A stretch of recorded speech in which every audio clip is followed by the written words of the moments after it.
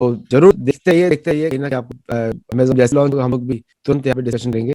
But साथ उसके आने वाली है, तो के साथ वार्तालाप शुरू करते हैं। वेलकम चंद्र जी। बहुत बहुत नमस्कार, प्रणाम सभी दर्शकों का अभिनंदन। और बहुत सोच समझ के इस विषय पर रखा गया है, क्योंकि जो लोग भारत के इतिहास से परिचित हैं उनको पता है कि इतिहास जो हमारे पास है वो हमारा नहीं है। इसका अर्थ यह हुआ कि यह इतिहास हमने नहीं लिखा, किसी और ने लिखा है।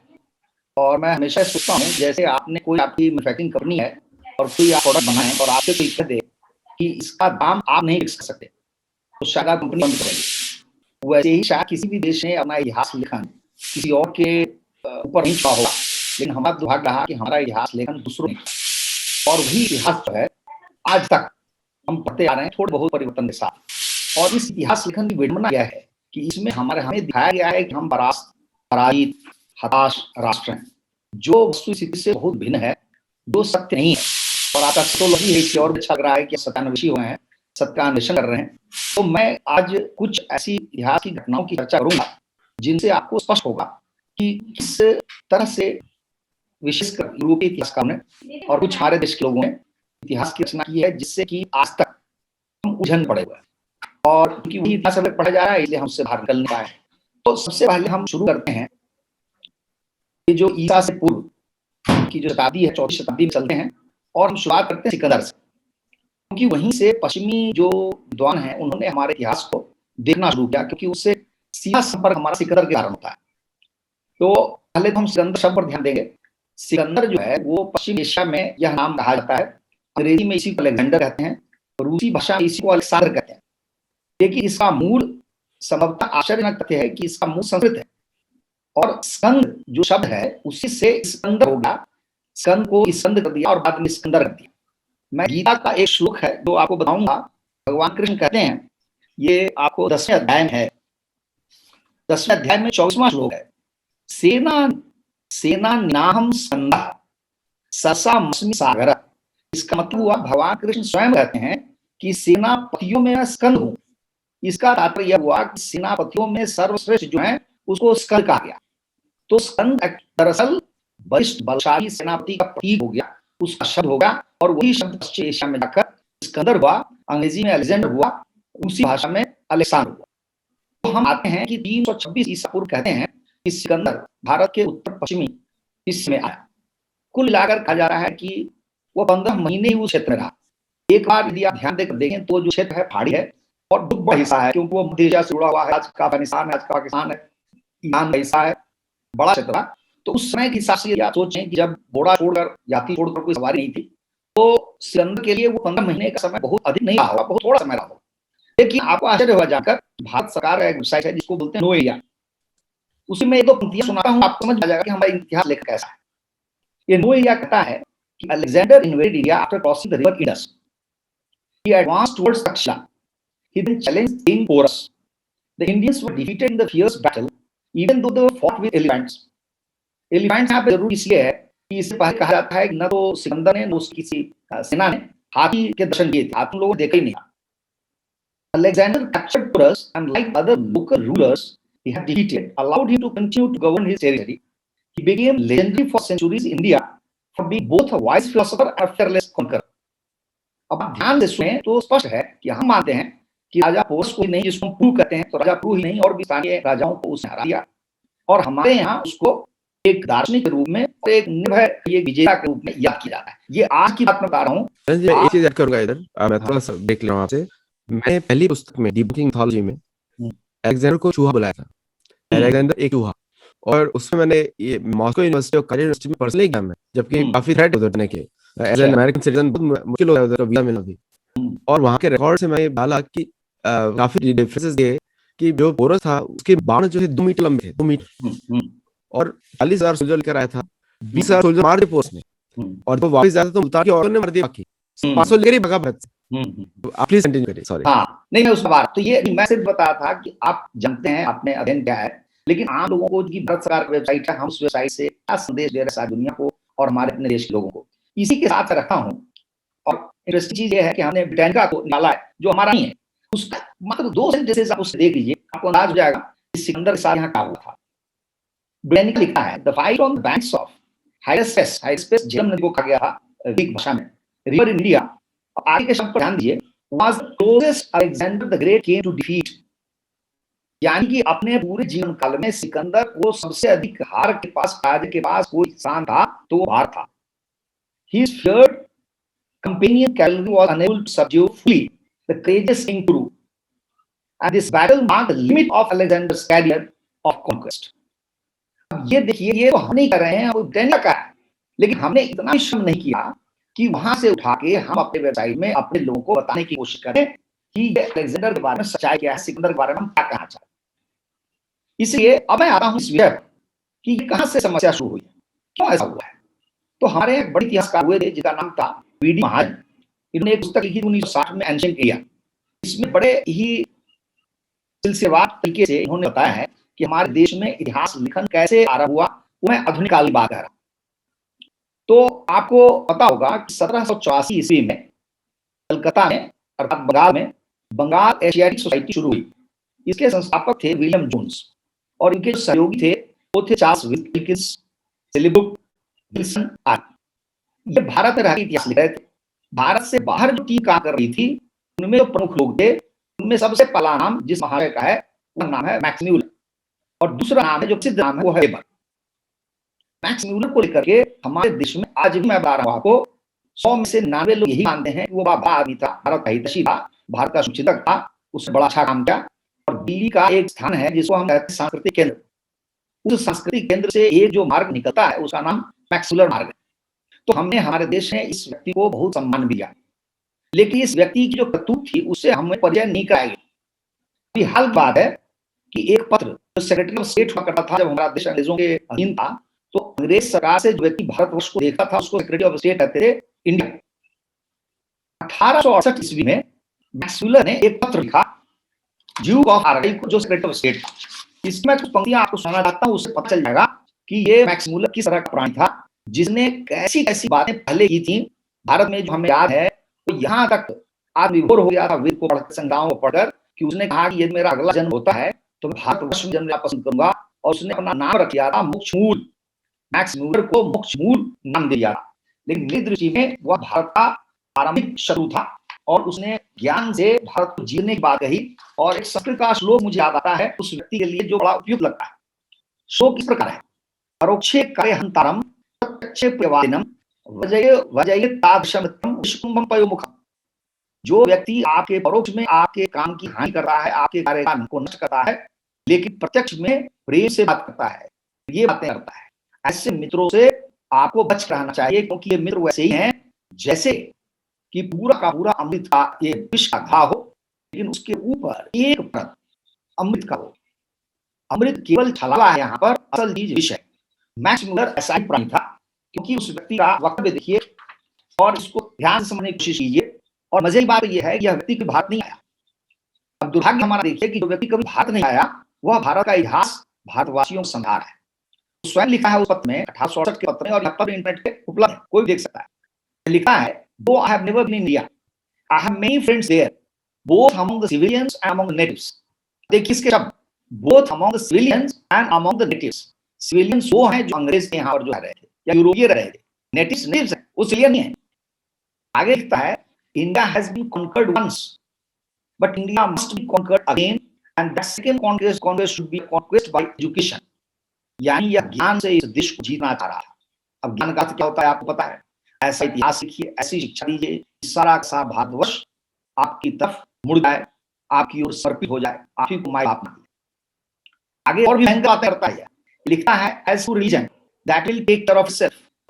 जहां तक रिलीजन की बात है वो स्वयं अपनी चिंता करेगा। आगे सुनिए, the missionaries यानी Christian missionaries have done far more than they themselves seem to be aware of. वह प्रशंसा कर रहा है ईसाई मिशनरियों की कि उन्होंने भारत में जितना काम किया है उसके बारे में उनको स्वयं नहीं पता। आगे लिखता है, the Christianity of the 19th century will hardly be Christianity of India. इस वाक्य को परिभाषित नहीं किया गया है, इसकी कोई व्याख्या नहीं की गई है कि 19वीं शताब्दी की ईसाईयत क्या थी जो भारत के लिए उपयुक्त नहीं थी। मुझे लगता है कि यह शायद व्याख्या करना चाह रहे हो कि ये आधुनिक रूप हुआ ईसाईयत का जो इंग्लैंड में उसमें होगा। वह चाहा होगा कि जो पुरानी ईसाईयत होगी जिसने पूरे रोम और यूनानी सभ्यता को नष्ट कर दिया, बर्बर ईसाईयत थी, संभवतः उसी से बात कर रहा होगा।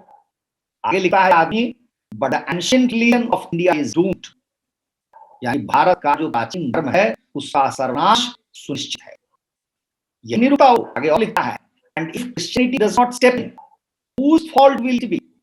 अर्थात यदि ऐसी स्थिति में ईसाईयत भारत में नहीं आती है तो यह किसका दोष होगा, किसकी गलती होगी? ये भारतवर्ष एक खुला मैदान है, आप जाइए रो दिए, वो आपके गुलाम हैं, उनको आप ईसाई बना दीजिए, कोई पूछने वाला नहीं है, कोई प्रश्न करने वाला नहीं है। ये जो व्यक्ति है ये बात कह रहा है, यह मैक्स मूलर है, इसने स्वयं को मोक्षमूल करके हम सब लोगों को मूर्छित किया हुआ है। तो ये जो इतिहास लेखन पर मैं आ रहा था, इसमें हमने बताया कि डी महाजन ने इतिहास लेखन के बारे में बताया कि शुरू में जो एक धारा थी बंगाल में, जिसमें चार्ल्स विलियम जोन्स जिसके लीडर थे, विदेश में जो टीम काम कर रही थी उसमें मैक्स मूलर था, उसके बाद में और भी लोग थे जिनमें एक प्रसिद्ध व्यक्ति था चार्ल्स ग्रांट। इसका मतलब हुआ एक और धारा चल रही थी हमारे देश में इतिहास लिखने की, ये शुद्ध रूप से 100% ईसाई मिशनरी के लोग थे। इनकी दृष्टि क्या होगी भारत को लेकर के आपको स्वयं समझ में आ सकता है। इनकी दृष्टि यह बताने की थी इन प्रकार कि भारतवर्ष का विकास तभी हो पाएगा जब भारत एक ईसाई देश होगा। इसमें चार्ल्स ग्रांट का नाम सबसे ऊपर आता है। चार्ल्स ग्रांट ने जो सेंटेंस कहा है मैं आपके सामने रखना चाह रहा हूँ, the people of India lived in a degenerate condition because Hinduism was source of dishonesty, perjury, selfishness, social divisions, sexual vices etcetera. तो फाइनल जो अंततोगत्वा जो अनुशंसा है, जो सिफारिश करते हैं ईसाई मिशनरी भारत के लिए, वो एक वाक्य है कि Christians saw no future for the people of India unless they were converted to Christianity। ये उनकी कई सिफारिश की अनुशंसा थी कि इसके बाद ये देश बन सकता है। तो इतिहास लेखक एक तरह के लोग हुए, दूसरे ईसाई मिशनरी थे जो स्वयं इतिहास लेखन का काम कर रहे थे। एक और धारा थी, यह धारा इसको बोलते हैं यूटिलिटेरियन की, जो स्वयं इंग्लैंड में कहते थे कुछ थिंकर तरह के लोग हैं, ये न तो ईसाई मिशनरी के साथ थे न अंग्रेज सरकार के साथ थे, स्वतंत्र अपने आप को मानते थे, लेकिन इन्हें भी भारत देश के भारतवासियों से कोई सहानुभूति नहीं थी और इन्होंने हमेशा माना Indian society had always been stagnant, opposed to progress and only British government can improve the situation of the country. इनकी भी अनुशंसा वही थी जो शेष लोगों की थी।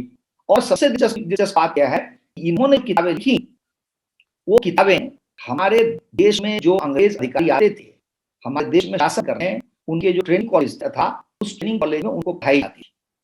आप समझ सकते हैं कि उनका पहले ही ब्रेन वॉश कर दिया जाता था, उनकी विचारधारा बदल जाती थी इस देश के प्रति। जब वो आते थे तो क्या व्यवहार करते होंगे हमारे साथ, ये कहना बिल्कुल कठिन नहीं है।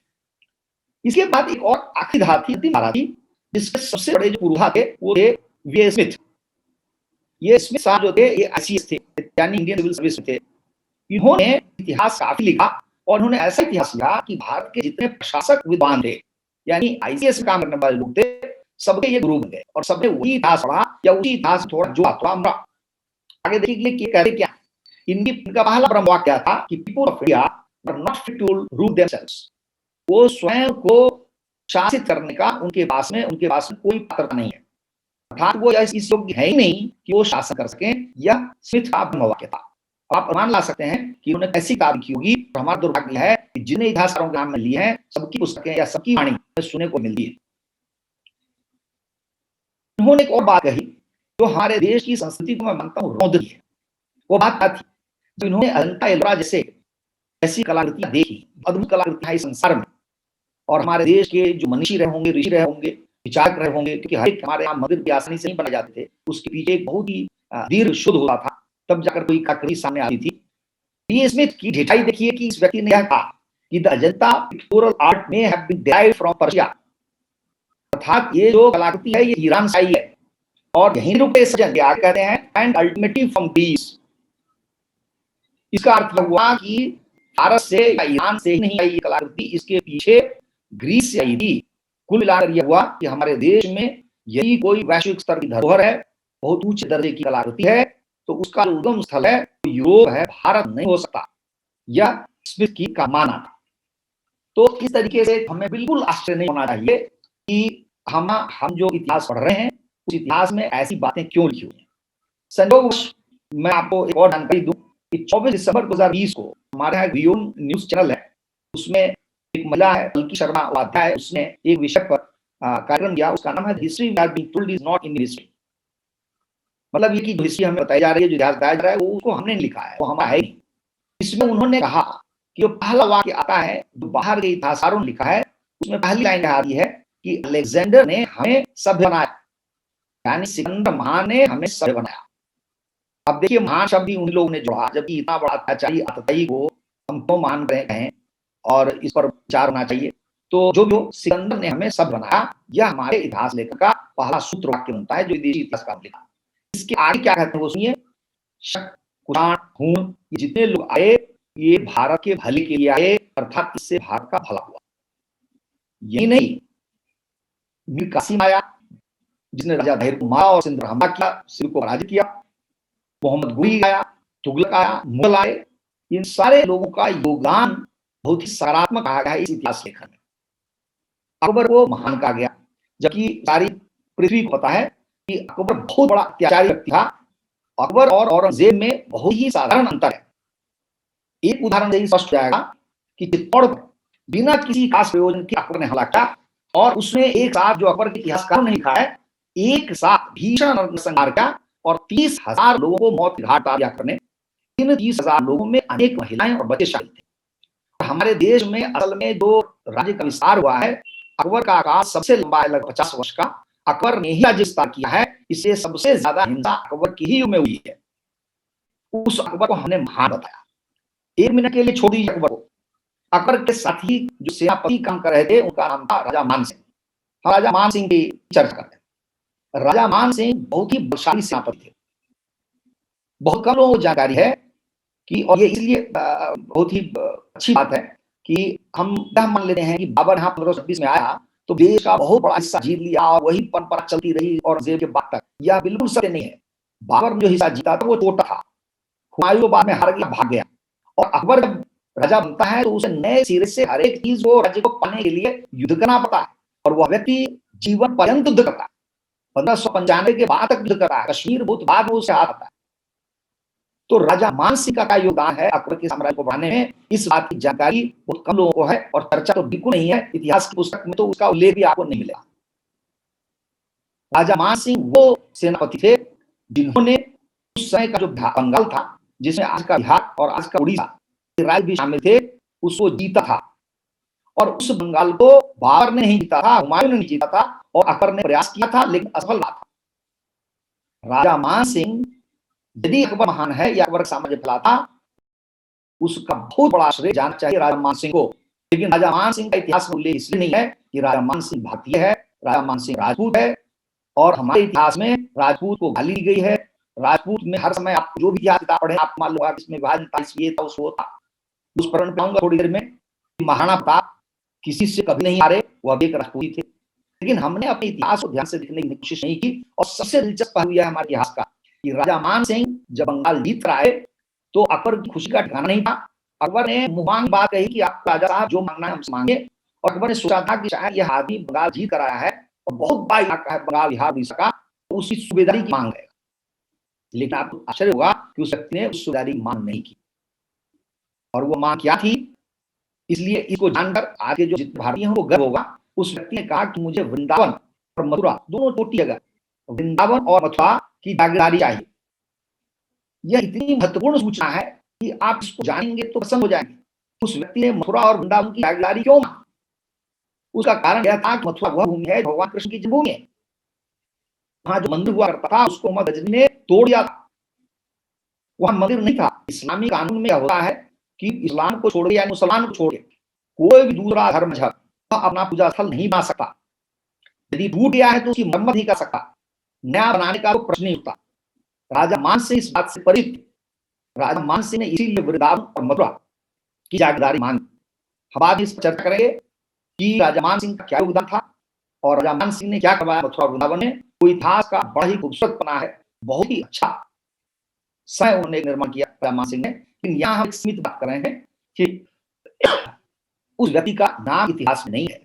अकबर की चर्चा है, अकबर की महानता का उल्लेख है, लेकिन राजा मान सिंह का नाम आपको सिर्फ इसलिए नहीं है कि राजा मान सिंह एक भारतीय थे, हिंदू थे, राजपूत थे।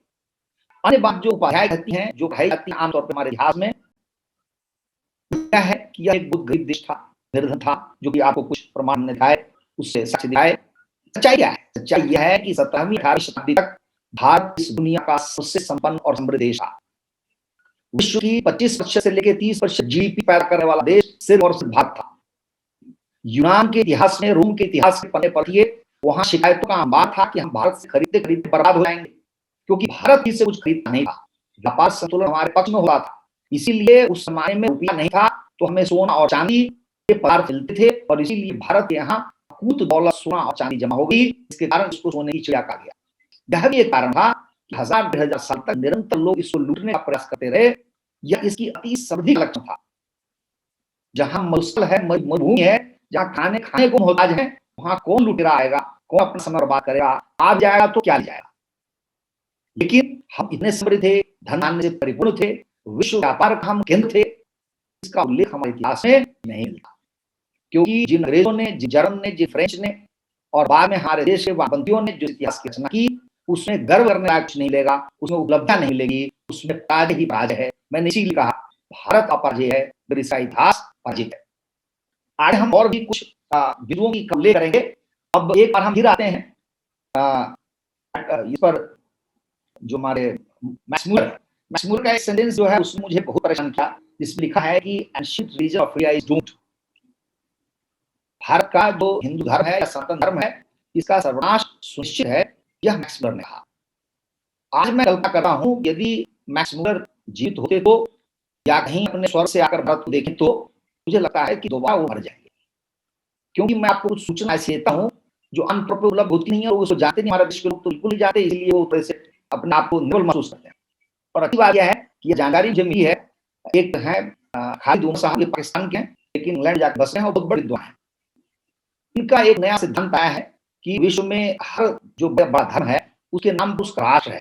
करीब आधे दर्जन से अधिक देश हैं जो स्वयं को बिल्कुल ही संविधान के हिसाब से ईसाई राष्ट्र घोषित करते हैं। इस्लामी देश कितने हैं वो तो आप गिनती नहीं कर पाएंगे, बहुत सारे देश हैं। इजराइल जिसका नाम है उसने भी अपने आप को यहूदी देश घोषित किया, और 6 या 7 ऐसे दुनिया में देश हैं जो स्वयं को बौद्ध देश कहते हैं। तो विश्व में 4 ही सबसे बड़े संप्रदाय हैं, ईसाईयत, इस्लाम, हिंदू और बौद्ध। तो 3 के नाम पर अनेक देश हैं। भारत अकेला देश है, या कहिए हिंदू एक अकेला संप्रदाय है जिससे नाम पर कोई देश नहीं है। खालिद उमर का विचार यह है कि कोई बुराई नहीं यदि हिंदू राष्ट्र ही बने, तो क्या बुराई होगी। ये तो परंपरा है, संसार में सब देश की है, बहुत सारे देशों ने किया है, तो कोई अनोखी घटना नहीं होगी। लेकिन उसके लिए जो तर्क देते हैं वो हमारे लिए बहुत महत्वपूर्ण है। आपको जानकर आश्चर्य होगा कि जिस इजराइल फिलिस्तीन के क्षेत्र को ईसाईयत का जन्म स्थान कहा जाता है, उस स्थान को अगर ध्यान से आप देखें तो वहां ईसाई अब नहीं है, जबकि सारे ईसाइयों की संख्या विश्व में 2.25 अरब है। तो 2.25 अरब ईसाई सारे संसार में बिखरे हुए हैं, लेकिन उसके जन्म स्थान पर ईसाइयों का जो प्रतिशत है वो 0 है, 0 के बराबर है। क्योंकि फिलिस्तीन में मुसलमान है, इसराइल में यहूदी है, ईसाई नहीं है।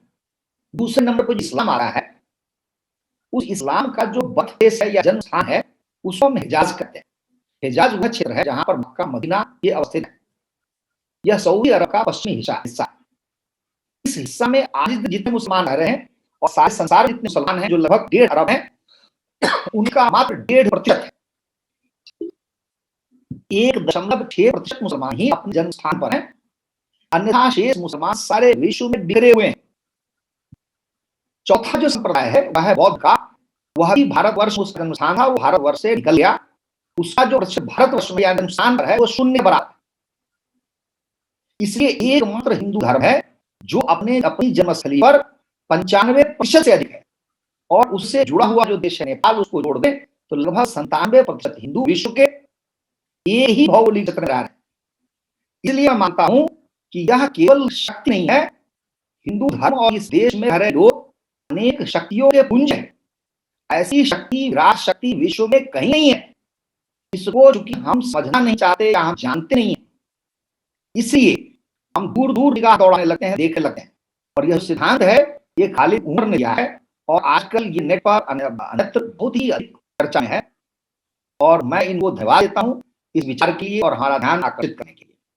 तो इसके बाद मैं कुछ घटनाओं पर चलूंगा जो बहुत ही कहे की दिलचस्प घटनाएं हैं।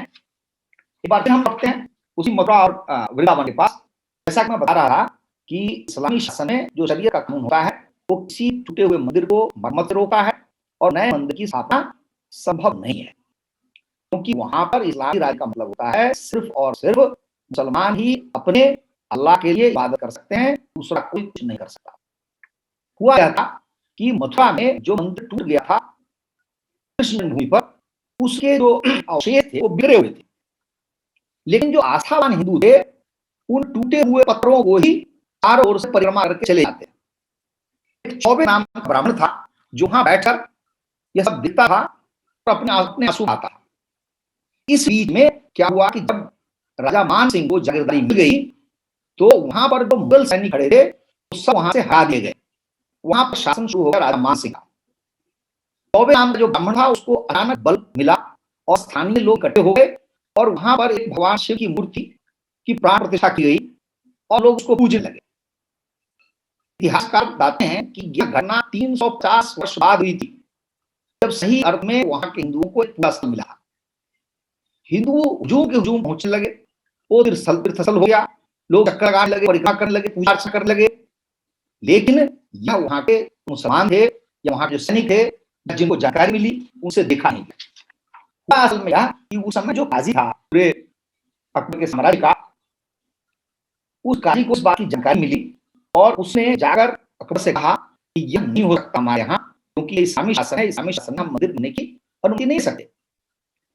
अब यहाँ पर आपको अकबर का चरित्र देखना पड़ा। वो व्यक्ति कितना शातिर था, कितना चालू था कि उसने यह सोचा कि है तो ये स्थल राजा मान सिंह के अधिकार में, और यदि किसी तरीके से हमें हस्तक्षेप किया तो उस समय महाराणा प्रताप मैं याद दिलाना चाहता हूं, और इतिहास का बड़ा ही अनोखा समय है जब महाराणा प्रताप अकबर के होते हुए एक से एक किले पर आक्रमण करके उसको अपने कब्जे में कर रहे थे। अकबर को इस बात का पता था कि यदि राजा मान सिंह रुष्ट हुए, राजा मान सिंह को कष्ट पहुंचा और राजा मान सिंह कहीं महाराणा प्रताप से मिले तो अभी तो मुगलिया सल्तनत नहीं बनी थी, अकबर को ला सल्तनत हमारी बिखर जाएगी। उस डर से उसने काजी से यह कहा कि जब से हमने जागीरदारी स्थान की राजा मान सिंह को सौंपी है, यह स्थान मुगल सल्तनत का हिस्सा नहीं है, यह स्थान राजा मान सिंह के कब्जे में है, राजा मान सिंह चाहे जो चाहे करे।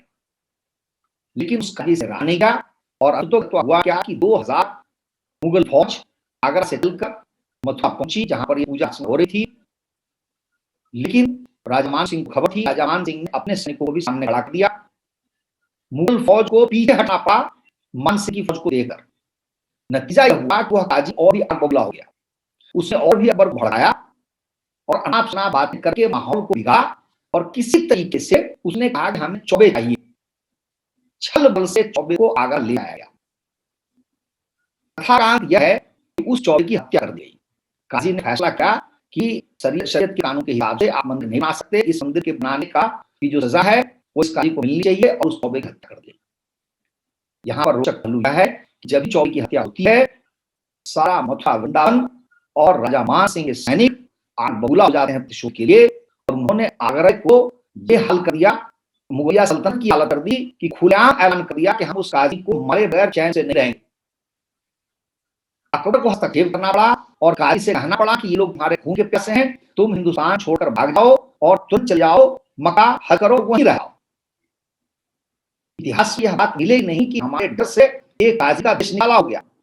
वह काजी चला गया, मक्का चला गया, 3-4 साल रहा, लेकिन शायद उसको उसकी किस्मत खराब थी, उसका दुर्भाग्य था, उसको मौत भारत से खींचाई तो उसने सोचा कि बात ठंडी पड़ गई।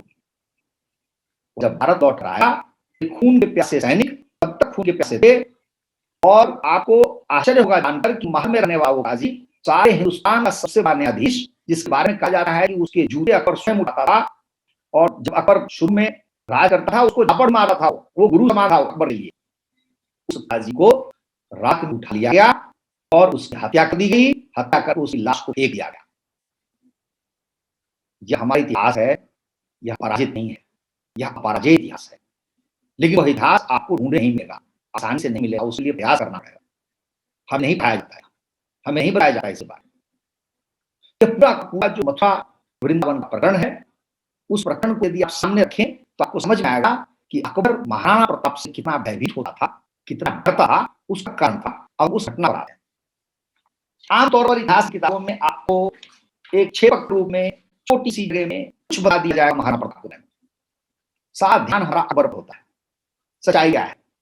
सच्चाई यह है कि जैसे मैं थोड़ी देर पहले कहा कि महाराणा प्रताप के पिताजी अब राजा थे, उनके विषय में कहा जाता है कि वो बहुत बड़े पराक्रमी नहीं थे।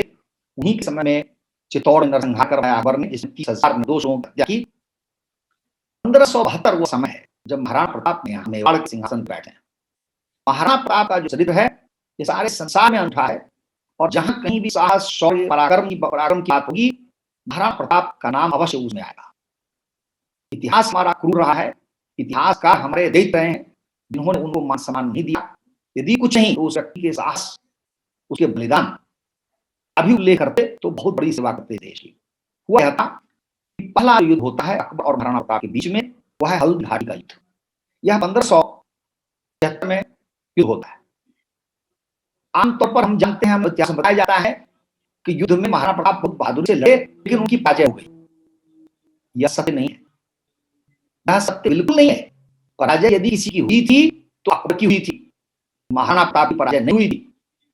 एक पुस्तक है डॉक्टर मोहनलाल गुप्ता की, हल्दी घाटी का युद्ध और महाराणा प्रताप, 2014 की पुस्तक है। इसके पंक्ति पढ़ के सुनाता हूं कि दुर्भाग्य से समकालीन मुस्लिम इतिहासकारों ने तथ्यों को तोड़ मरोड़कर हल्दी घाटी युद्ध में महाराणा प्रताप की पराजय और अकबर की विजय दर्शाई है, किंतु तथ्य महाराणा प्रताप के पक्ष में है। तथ्य महाराणा प्रताप के पक्ष में है। अब चलिए इसके आगे। यह युद्ध तो फिर भी एक जलकी मात्र था।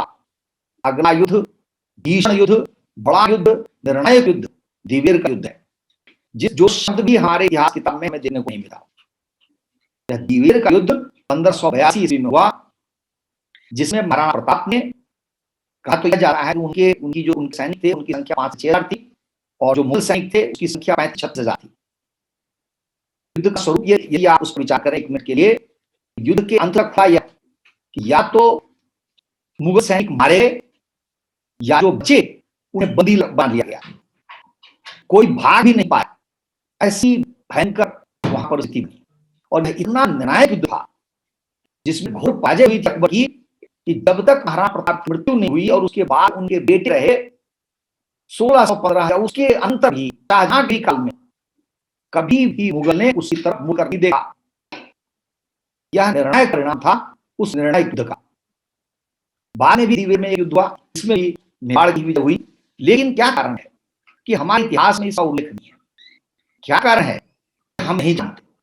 तो हमें बताया जा रहा है, आमतौर पर आप इतिहास में देखेंगे कि 5 युद्ध अक्सर बताए जाते हैं। 3 पानीपत का युद्ध, पासी का युद्ध, बक्सर का युद्ध, ताइन का युद्ध। 6 ले लीजिए।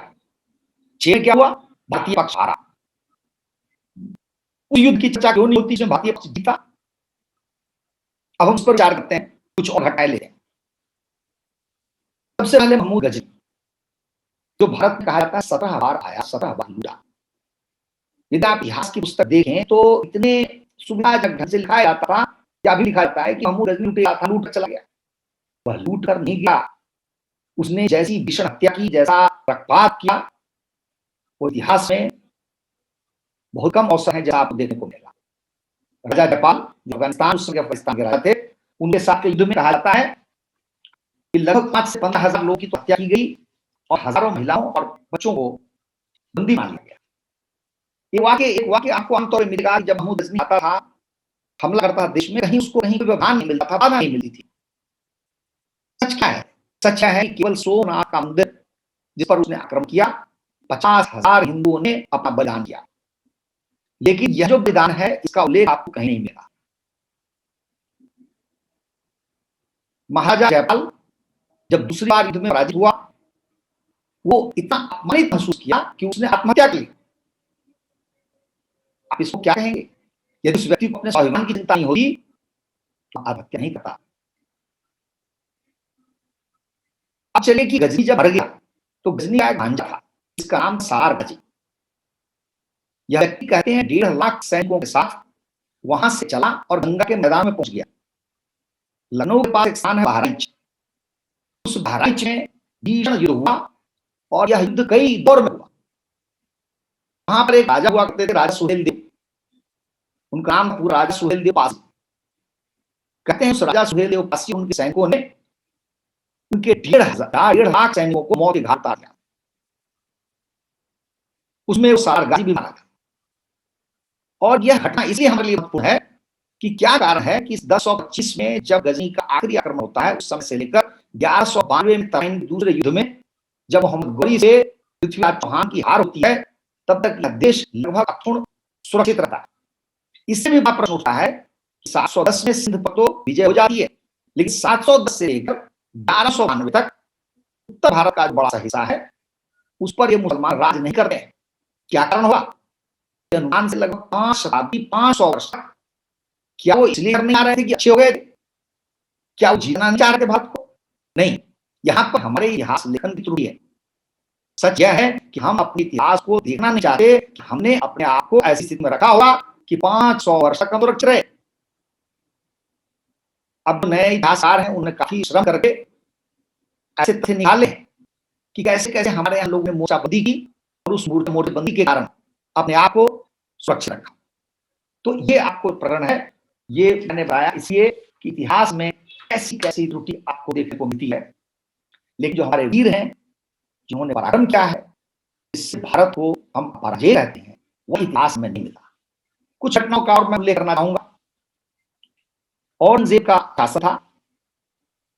सामान्यतः हम ऐसा सोच सकते हैं कि औरंगजेब का शासन होगा तो कोई हिंदू या कोई दूसरा कोई बोल नहीं सकता, कैसे उसका विरोध करेगा।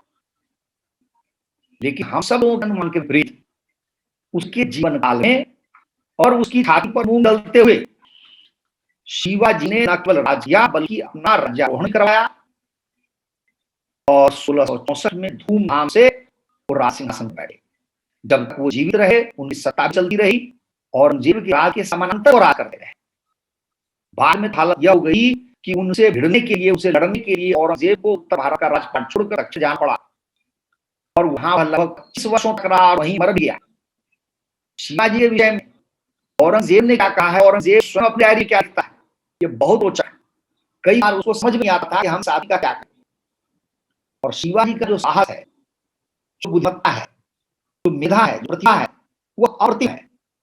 क्या आप मान कर सकते हैं कि शिवाजी उनके दरबार में थे और जब उनसे कहा गया कि आप मनसबदार बन जाइए या कुछ जाइए हमारे डर में, उन्होंने कहा कि मैं काम नहीं करूंगा। और उसके बाद में वो फलों की टोकरी में उस राज दरबार से निकल आए। लेकिन जब ये वार्ता हुई थी, जब उससे कहा जा रहा था और शिवाजी को ये लगा कि जिस सम्मान को पात्र हैं वह सम्मान उन्हें नहीं प्राप्त हो रहा है, जैसी प्रक्रिया उन्होंने राज दरबार में दी, उसके बारे में औरंगजेब के स्वयं इतिहासकार ने लिखा है, उसको जानकर आपको गर्व हुआ। उनकी भुजाएं फड़कने लगी, आंखों से अंगारे बरसने लगे। उन्होंने प्रत्यक्ष रूप से औरंगजेब से कहा कि तुम्हारी हिम्मत कैसे हुई, तुम मुझे साथ यह वार कर रहे हो। और जब वो फलों की टोकरी से निकलते हैं तो सोचिए कि सामान्य व्यक्ति यदि किसी दुश्मन या दैत्य के दरबार में होगा तो उसके पास कितना साहस बड़ा होगा, कितना उसकी बुद्धि काम करेगी। लेकिन शिवाजी को देखिए कि वो निकलते हैं, वहां से कहते हैं कि लंबा रास्ता लिया, वो कहां गया होते होते महाराष्ट्र पहुंचे। लेकिन शिवाजी भी आपको हमारे इतिहासकार में किनारे मिलेंगे, हास्य मिलेंगे। मुख्य रूप से तो वर्ण होगा कि औरंगजेब के बारे में जानिए, आप उस अत्याचारी के विषय में आप जानिए, इनके विषय में मत जानिए। और जाने की बात आएगी तो मराठा के विषय में ऐसी बातें की आएगी जैसे लगेगा वो तुच्छ व्यक्ति थे। और इसका श्रेय कैसे कैसे इतिहासकारों को हमें देना चाहिए जिन्होंने ऐसा ऐसा नकारात्मक काम किया है। और इसमें जो हम एक नाम देना चाहते हैं आज, वो है जवाहरलाल नेहरू का। मेरा अनुमान यह है कि जवाहरलाल नेहरू को बहुत अधिक, जिसको कहते हैं, शोध करके उन्होंने भारतवर्ष के बारे में ज्ञान प्राप्त नहीं किया। 1934 में उन्होंने अपनी पुस्तक ग्लिम्प्सेस ऑफ वर्ल्ड हिस्ट्री में लिखते हैं कि सम ऑफ शिवाजी's deeds like the treacherous killing of the Bijapur general, इसका नाम था Afzal Khan, lower him greatly in my estimation।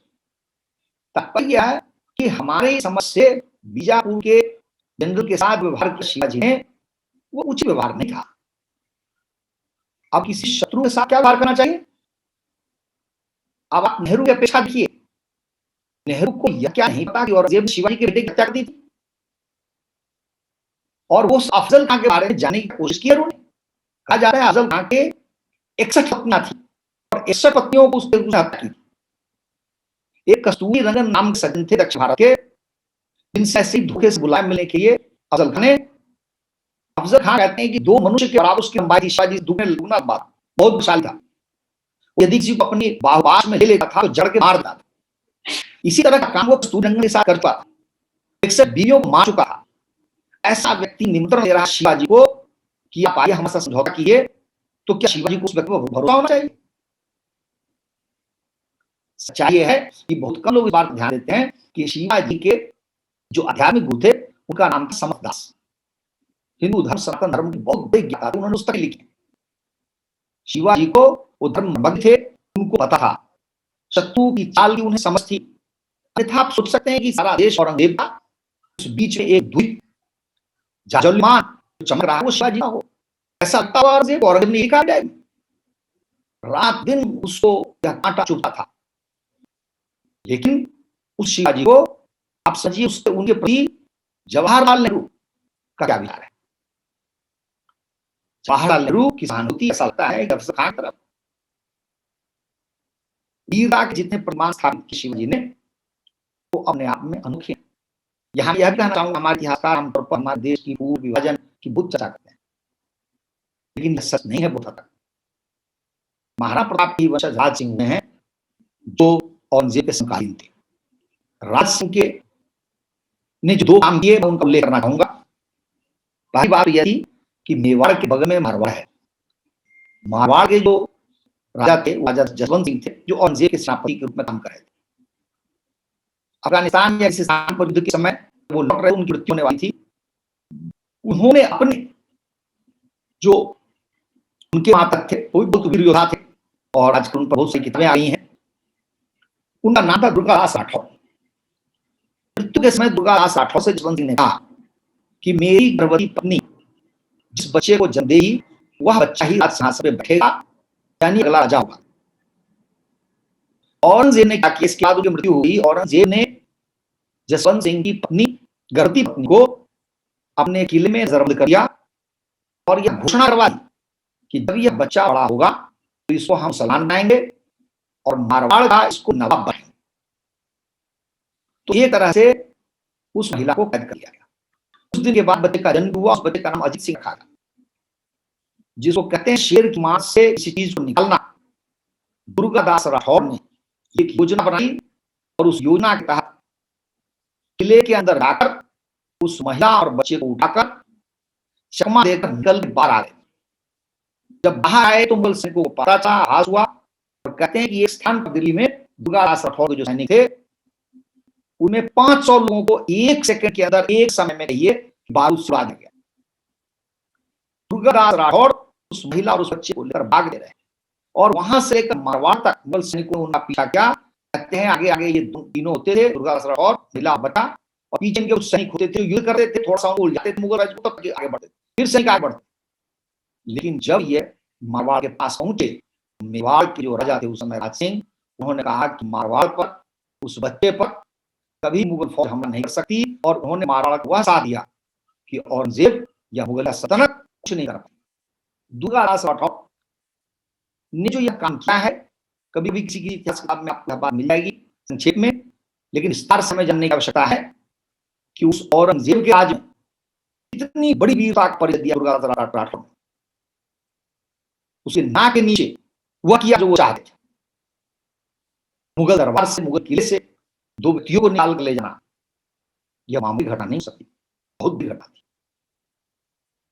दूसरा प्रकरण यह है कि राज सिंह ने लगभग 2 साल तक, कहते हैं कि घनघोर युद्ध किया औरंगजेब के साथ, और यह हुआ समय था जब एक दिलचस्प बात हुई कि महाराजा राज सिंह जो मेवाड़ के राजा थे, उसके बगल में मारवाड़ के राजा, और संयोग से पंजाब की जो शक्ति थी उस समय गुरु गोविंद सिंह की, इनमें एक तरह का एकता स्थापित हुआ, और सबने ये कहा कि भाई एक दूसरे पे यदि कोई आपत्ति आती, कोई बात आती है, तो हम एक दूसरे का साथ देंगे। यहां आपको मराठा के समय कई बार उदाहरण मिलेंगे, कई राजाओं ने मिलकर काम किया था, लेकिन इतिहास की किताब में कभी भी ऐसी सकारात्मक बात का उल्लेख नहीं मिलेगा। इसलिए ये तो जितनी बातें हमने की है, थोड़ी पुरानी बातें हैं, कह सकते हैं कि ठीक है, बहुत पुरानी बातें हैं, कुछ हाल की बात बताई। तो एक उदाहरण जो अत्यंत महत्वपूर्ण है और इतिहास के पन्नों से बिल्कुल गायब है, यह यूरोपीय शक्ति को हराने वाली घटना है। घटना क्या है? 1741 का समय, उस समय डच ईस्ट इंडिया कंपनी और डच की जो फौज है, वो विश्व में सबसे बड़ी फौज में माना जा रहा था, और कहा जाता था कि ये सब जो पानी का जो है, समुद्र की जो ताकत थी, ग्रीन पावर जो कहते हैं, वो उनके पास अद्भुत पावर थी। डच इंडोनेशिया जीत चुके थे, श्रीलंका जीत चुके थे, भारत में भी कई स्थानों पर उनकी शक्ति थी। केरल में उन्होंने कुछ ऐसा कमाल किया जैसे वहां के शासक थे मार्तंड वर्मा, उनके साथ उनके अनुभव हो गई, खींचातानी हो गई, और मार्तंड वर्मा ने उनके साथ सीधा सीधा कहा कि या तो तुम अपना व्यवहार बदलो, नहीं तो हम तुम्हारे साथ युद्ध करेंगे, युद्ध ऐसा करेंगे कि तुमको हम यहीं नहीं तुम्हारे देश में जाकर परास्त करेंगे। डच को लगा कि ये आदमी क्या करेगा, हमारा, हम आधुनिक हैं, यूरोप से आए हैं। धीरे धीरे उन्होंने अपनी तैयारी शुरू की। कोलंबो से अपने सैनिक बुलाए, भारत में जो स्थान पे सैनिक उनको बुलाए, और अंततः लगभग 50,000 सैनिक इकट्ठा करके जहाजी बेड़े लेकर कन्याकुमारी के पास एक जगह है जिसका नाम है कुलाचल, वहां पर उन्होंने अपनी मोर्चाबंदी कर। मार्तंड वर्मा ने क्या किया कि इनके जो बेड़े थे और बड़ी संख्या में लेकर उन्होंने चारों ओर से डच के बेड़ों को घेर लिया। घेरने के बाद उन्होंने ऐसा आक्रमण किया कि सारे डच देते रह गए और वो कुछ नहीं कर पाए, बल्कि हुआ यह कि अधिकतर डच इनके बंदी बना दिए गए। बंदी बनाकर इनको परेड कराया गया और महाराजा मार्तंड वर्मा के दरबार में खड़ा किया गया। उन्होंने यही कहा कि तुम्हें हम एक ही शर्त पर छोड़ेंगे कि तुम यहां से सीधा नीदरलैंड पहुंचो, कहीं बीच में तुमको रुकना नहीं है। और उसका इंतजाम भी मार्तंड वर्मा ने किया। अपने बेड़ों में उन बंदियों को बिठाया और अदन की जो खाड़ी है यानी यमन के पास की जगह, वहां ले आकर जहाज से इन बंदियों को वहां जाकर तोड़ दिया। वहां से वो यूरोप जाकर अपने देश में पहुंच गए। यह इतनी बड़ी निर्णायक कार्य थी डच की, उसके बाद से डच शक्ति भारत में कमजोर पड़ गई और यहाँ पर अंग्रेजों का राज कायम हुआ।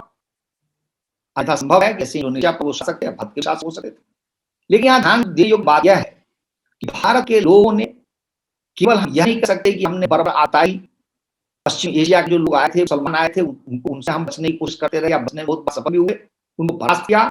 हमने यूरोपीय शक्ति को भी हराया। और कुछ इतिहासकार मानते हैं कि 1741 में जब राजा मार्तंड वर्मा ने डच शक्ति को परास्त किया था, उस समय तक किसी भी एशियाई देश ने किसी भी पश्चिमी देश को नहीं हराया था, यूरोपीय देश को नहीं हराया था। यह घटना 1905 में जापान के यहाँ हुई, जब जापान ने रूस को परास्त किया। लेकिन 1905 से पहले लगभग 150 साल पूर्व 1741 में मार्तंड वर्मा द्वारा परास्त किया जाना डच शक्ति को, यह हमारे इतिहास में स्थान नहीं पाता। यह बहुत ही दुखद है। अंत में मैं सिर्फ कहना चाहूंगा कि होम का उल्लेख मैं जानबूझकर नहीं किया है क्योंकि मेरी पुस्तक आ रही है, वो पुस्तक ही असंभव है। और होम के बारे में मैं सिर्फ संक्षेप में इतना कहना चाहूंगा कि वह एक ऐसी सत्ता थी जो अद्भुत सत्ता थी भारतवर्ष में। अहोम लोगों ने 600 वर्षों तक राज किया। इतना लंबा राजकाल शायद कहीं और आपको देखने मिले। और लगभग 12वीं शताब्दी या 13वीं शताब्दी की शुरुआत से लेकर और आखिरी युद्ध जो अंग्रेज के समय हुआ 17वीं शताब्दी तक, लगभग 400-500 साल का जो अंतराल है, इसमें मैं गिनती नहीं कर सकता कि कितनी बार इन मुसलमान फौज ने वहां पर हमला किया। मुगलों ने 17 बार हमला किया वहां पर, और कभी भी वो अहोम को या असम को अपने अधिकार में नहीं ला सके। लगभग हर बार उनको पराजित होना पड़ा। और सबसे बड़ा जो चमत्कारिक पहलू हमारे इतिहास का वो यह है कि औरंगजेब जिंदा था, औरंगजेब का शासन चल रहा था, और उसके समानांतर उसको परास्त करके लगभग 30 वर्षों तक पूर्ण राज किया अहोम ने उस समय। औरंगजेब उसका बाप नहीं कर सका। तो इस पर कभी समय हुआ तो बहुत अधिक विस्तार से हम विचार करेंगे, क्योंकि अकेला अपने आप में बहुत ही बड़ा विषय है और मेरे लिए रुचिकर है। सरिंदर जी, आपने इतना सारा इन्फॉर्मेशन दिया है, तो एक्चुअली लोगों को ओवरव्यू मिलेगा कि अभी कि इतना डिटेल में हमारे पास इन्फॉर्मेशन है। लेकिन जो पॉइंट्स आपने रेज किए हैं, मैं उन सभी टॉपिक पे एक एक पार्ट सिर्फ फोकस करके, जैसे राजा मानसिंह के ऊपर, ये अहोम का एक्चुअली नेक्स्ट मैं बोलना चाह रहा हूँ दर्शकों के लिए भी, हमारे लिए भी, अहोम के ऊपर नेक्स्ट टॉपिक पे एक specific focus on that only. और आप जवाहरलाल नेहरू के बारे में बोला, फिर आप शिवाजी महाराज के लिए बताया, बहुत सारी चीज मुझे मालूम नहीं थी, और उसमें उसके लिए तो इस पे हम लोगों को डिटेल बताना पड़ेगा। और दर्शकों को आपको एक बार शनि जी को सुनना चाहे तो ये इन पर इतना ज्ञान है कि कंट्रोल चलता रहेगा। सो ये, और हमें मुझे मालूम है आप सबको भोजन करना है, काफी दूसरे कार्य भी करना है, तो लोग छोटे छोटे टॉपिक्स लेके आएंगे, focused on each of these areas. Actually Jawaharlal Nehru का भारत एक खोज, मुझे खुद ही लगा था ये जवाहरलाल नेहरू खुद ही खोज कर रहे हैं, शायद भारतीय कर ये वो he was so influenced by the western, ऐसा लग रहा था कि ऑयल एवरेस्ट पे है वो, ऐसे मंत्रमुग्ध हो गए गोरे लोगों से। तो ना मुझे गोरे या काले से मुझे कोई रेसिस्ट एटीट्यूड नहीं है, लेकिन लेकिन एक तरीके का एक जो उनका उनके उनके वंशजों में वो सब दिखता है, अभी भी दिखता है। सो तो इसके विषय में और बात करेंगे, इस बार डिस्कशन करेंगे। लेकिन आप इतने सारे पॉइंट्स बोले हैं मान सिंह के बारे में, और राजा मान सिंह के बहुत सारे किले हैं। एक उत्तर प्रदेश में जगह मैनपुरी है, वहां पर भी उन्हें किया है, और वो शहर का नाम इनके ऊपर पड़ा हुआ है, क्योंकि तो बहुत सारा इतिहास हमारा। और आपने जो बताया सत्य बिल्कुल सही में, अपराजय भारत का अपराजय इतिहास बहुत अच्छा टॉपिक है, क्योंकि लेकिन भारत से सीख नहीं रहा है आज की फॉरेन पॉलिसी में। हम लोग देख रहे हैं कि वही मिस्टेक्स करते हैं, जैसे एक हमें किसी पे आक्रमण नहीं किया, जबकि नारद मुनि युधिष्ठिर को बोल रहे हैं आक्रमण निरंतर करना चाहिए। राजा रघु ने क्या है, राजा रघु ने क्या है, चोर ने किया है, लतादित्य ने किया है, कई तो उदाहरण आपको मिल जाएंगे। आप बड़ी अच्छी बात की है, राजा मान सिंह के बारे में एक जानकारी और दूं जो बहुत ही दिलचस्प जानकारी है, जो शायद बहुत कम लोगों को मालूम है। अभी आपको बंगाल का राज्य है और जो झारखंड आप परिचित है, बिहार का दो राज्य हो गया, एक झारखंड बन गया, बिहार बन गया। तो उसमें एक स्थान है, देखिए जब अकबर ने अंदाज नहीं किया था कि ये बंगाल जीत जाएगा, लेकिन जब बंगाल जीत के राजा मान सिंह आए और जब उन्होंने कहा नहीं हम तो जागीरदारी दे दो यहाँ पर मतलब उनकी, फिर ही अकबर ने उनका सम्मान करने के लिए पूरे उस क्षेत्र का नाम पता क्या था, वीर राजा मान सिंह। और ये बहुत